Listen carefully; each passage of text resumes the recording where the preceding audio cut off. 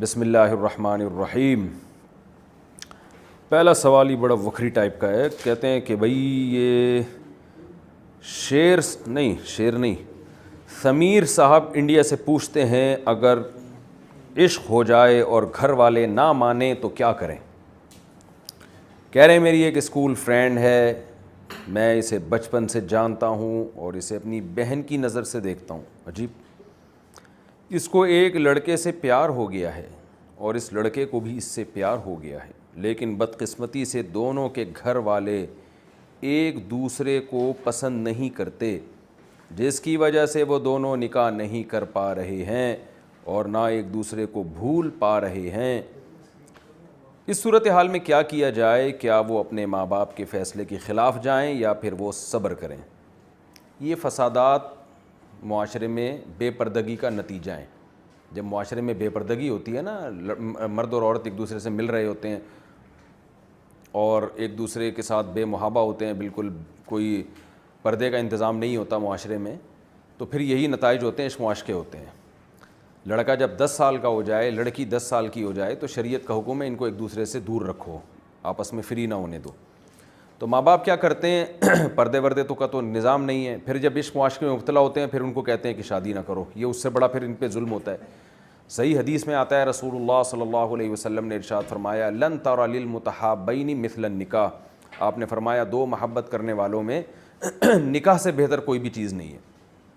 تو والدین کو چاہیے کہ پردے کا حکم کریں اپنی بچیوں کو، لڑکوں کو۔ دیکھیں گے لڑکے لڑکیوں میں تو نہیں اٹھ بیٹھ رہے ہیں، کوئی آپس میں ان کی ایس ایم ایس بازیاں تو نہیں ہو رہی ہیں، تاکہ یہ معاشقوں کی نوبت نہ آئے۔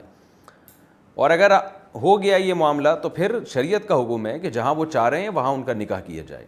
ہاں، اگر لڑکا لڑکی کا ہم پلہ نہیں ہے، کفو نہیں ہے، اس کے جوڑ کا نہیں ہے، لڑکی بہت اونچے خاندان کی ہے، لڑکا اس کے جوڑ کا نہیں ہے، دینداری کے لحاظ سے، پیسوں کے لحاظ سے، یا اخلاق و عادات کے لحاظ سے، یا کوئی ذہانت کے اعتبار سے، مثال کے طور پر کوئی بہت ہی پاگل سا ہے، یعنی لڑکی کے جوڑ کا نہیں ہے، لڑکی سے کم ہے، تو پھر لڑکی کے والدین کو، والد کو خاص طور پہ جو ولی بنایا ہے شریعت نے، پھر والد کو یہ پورا حق حاصل ہے کہ وہ بیٹی کو زبردستی اس نکاح سے روک لے، کیونکہ بچیاں تو بیوقوف ہوتی ہیں، وہ اپنا فیوچر نہیں دیکھ رہی ہوتی ہیں، وہ چکنی چپڑی باتوں میں آ جاتی ہیں لڑکوں کی، اور باپ کو پتہ ہوتا ہے کہ یہ صحیح فیصلہ کر رہی ہے کہ غلط فیصلہ کر رہی ہے۔